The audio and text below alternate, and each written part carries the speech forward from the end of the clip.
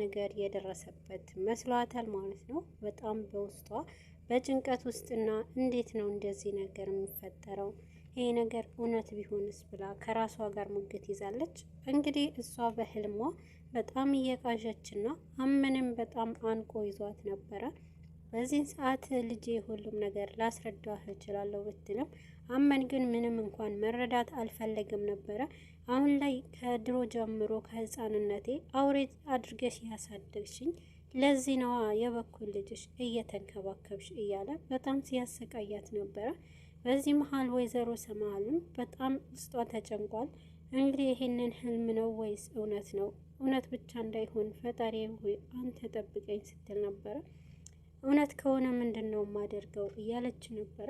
እንግዲህ አመን በጣም በውስጡ ቆርጦና በጣም እናቱ ላይ እጁ አንስቶ ነበረ። ይህንን ነገር ይበልጥ አስጨንቋታል። ወይዘሮ ሜሲ አሁን ላይ በጣም ደረጁ ላይ እኔ የቤቱን ግርማ ሞገስ የምሰጠው እያለች የቤቱ እመቤት እኔ እኮ ነኝ እያለች ነበረ። በዚህ መሀል ግን ወይዘሮ ዛህራ ቤቱንም እየጠረገች ነበረ። በዚህ ሰዓት እንዴት ነሽ ወይዘሮ ዛህራ እያለች ቤቱን እመቤትነቷን ለማሳየት ትሞክራለች። ደግሞ በዚህ ሰዓት ወይዘሮ ዛህራም እንዴት ነሽ እሜቴ ወይም እመቤቴ ስትላትም ሜሲም በጣም ደስ እያላት ለካ ሰው እድሜው ሲጨምር የሚናገረው ሁሉ ይጨምራል ብላ ስትናገር ነበረ። አልገባኝም ብላ ስትላትም ከአንቺ ብዙ ነገር መማር እንችላለን፣ አንቺ የጥሩ ሰዎች ተምሳሌት እየሆንሽ ነው፣ እድሜሽ ትልቅ ስለሆነ ብላ በጣም ለመሳለቅ ስትሞክር ነበረ። እንግዲህ እመቤትሽን ልታዝሽ ነው በማለት ሜሲ ለወይዘሮ ዛህራ በል እንግዲህ ጠረግ ጠረግ አድርጊ ስትላት ነበረ። ወይዘሮ ዛህራ አሁን ላይ የቤቱ በጣም ተወዳጇ ብትሆንም ግን ደግሞ ሜሲ በጣም እሷን ዝቅ ለማድረግ በጣም ብዙ ጊዜ ለመናገር ትሞክራለች። አሁን ላይ ቤሊንም በጣም ትካዜ ውስጥ ገብታለች። ከውስጧ ሙግት ውስጥ ነው ያለችው። ሜሲና ጄሪሚ አንድ ላይ ቅርርብነታቸው የበለጠ አመን ጄሪ እንዲመርጣት አድርጎት ነው ወይስ ምንድነው ውስጡ ላይ ያለው በማለት ጥያቄ ውስጥ ገብታለች።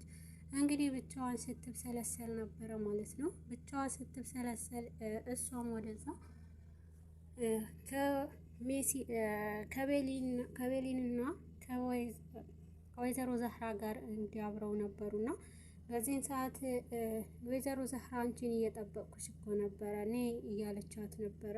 ወይዘሮ ዛህራን አሁን ላይ ቤሊን ልክ እንደ እናቴ ዛህራ እያለች ነው የምትጠራት። ስሟ እንደዛ እያለ ስትጠራት እየጠበቅኩሽ ነበረ ብላ ትናገራለች። እንግዲህ በውስጧ የተሰማት ሁሉ ቤሊን ለወይዘሮ ዛህራ እናቴ ዛህራ አንቺ ትረጅኛለሽ እያለች ነበረ ስትናገረ ነበረው።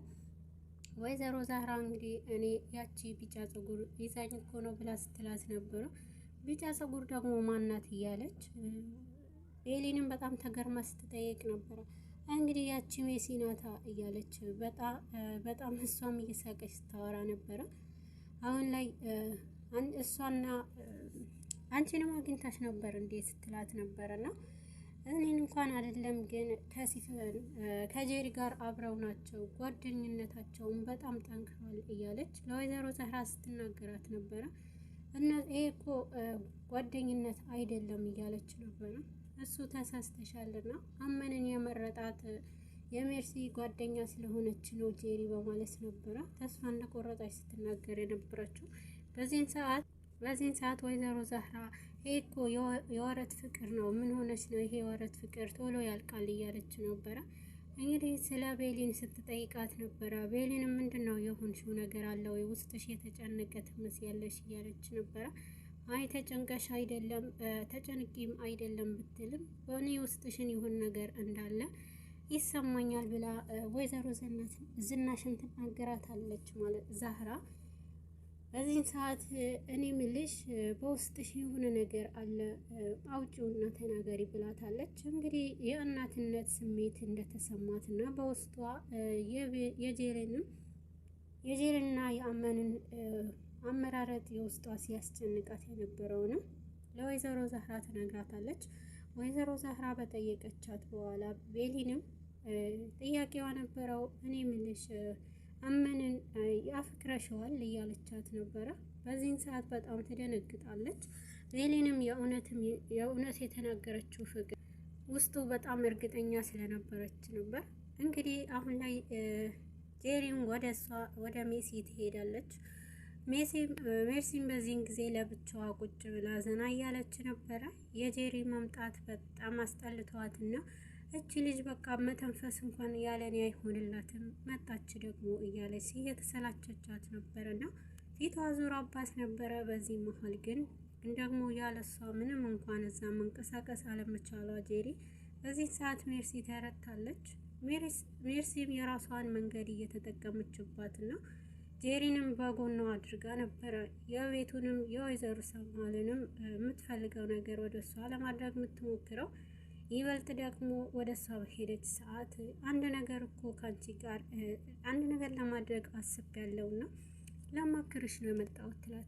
ጄሪ ልታማክራት የፈለገችው ነገር ትነግራታለች። እንግዲህ ከሱ ጋር ከአቶ አመን ጋር ከመረጠኝ በኋላ ጥሩ ጊዜ ያሳልፈን አናውቅምና ለምን ጥሩ ጊዜ የምናሳልፍበትን ነገር ላንቺ ያላዋይሽም ብዬ ነው ትላለች። ሜርሲ በዚህ ሰዓት በቃ ገባኝ፣ ታዲያ ይሄንን የወይን ጊዜ እናሳልፍ የሚለውን ነው ብላት ነበርና በዚህን ሰዓት ጄሪም በደስታ ነበረ ሀሳቧን እንደተረዳች ያሰበችው። ይሄ ነገር ደስ እንደሚል እያለች ነበረ። ደግሞ በመሀልም ውስጧ ተጨንቋር ጄሪ ይህንን ነገር አቶ አመን ባይወደውስ እያለቻት ነበረ። ደግሞ ይሄ ምን ማለት ነው? መቼ ነው ወንዶች እንደዚህ አይነት ሮማንቲክ ነገር የማይወዱት እያለች ነበረና ጄሪ እንግዲህ ደስተኛ ሆና ቤቱን ጎድ ስትል ነበረ ማለት ነው። ወይዘሮ ዛህራና ቤሊን እንግዲህ ሁለቱም ውስጣቸው ተናግረዋል። አመንም እንዳፈቀረችው ለቤሊን ወይዘሮ ዛህራ ጠይቃታለች። አንገቷ ደፍታ ነበረ ቤሊን ምንም አይነት መልስ ለመስጠት ያልቻለችው። እንግዲህ ምንም ነገር ውስጤ ላይ የሚለኝን ማወቅ አልቻልኩም ብላለች። ቤሊንም የማደርጋቸው ነገሮች ሁሉ ካደረኳቸው በኋላ ነው ሀሳቡን የሚመጡልኝ፣ ሀሳቡም የምወስነው ካደረኩት በኋላ ነው እያለች ነበረ። በዚህ ወይዘሮ ዛህራ እንግዲህ ልጄ ምንም ነገር ቢሆን አንቺ ከማድረግሽ በፊት መጀመሪያ መወሰን ወይም ማሰብ አለብሽ ከማድረግሽ በፊት ከመወሰንሽም በፊት ማሰብ አለብሽ ብላ እንግዲህ ለቤሊን ነግራታለች ማለት ነው። አሁን ላይ ጎድ በማለትና ቤቱንም እየተጠባበቀች ነበረ። አመንንም ሰርፕራይዝ ለማድረግ ጄሪ ክፍል ውስጥ ወይንና የቤቱንም ሁሉም ነገር ስታስተካክል ነበረ። በዚህ መሀል ግን አሁንም አቶ አመን ፍላጎቱ ሁሉ ቤሊን ስለሆነች አይኑ ሁሉ እሷ ወዴት እንዳለች ፍላጎቱም ወደ እሷ ወደ ሄደችበት ነበረ።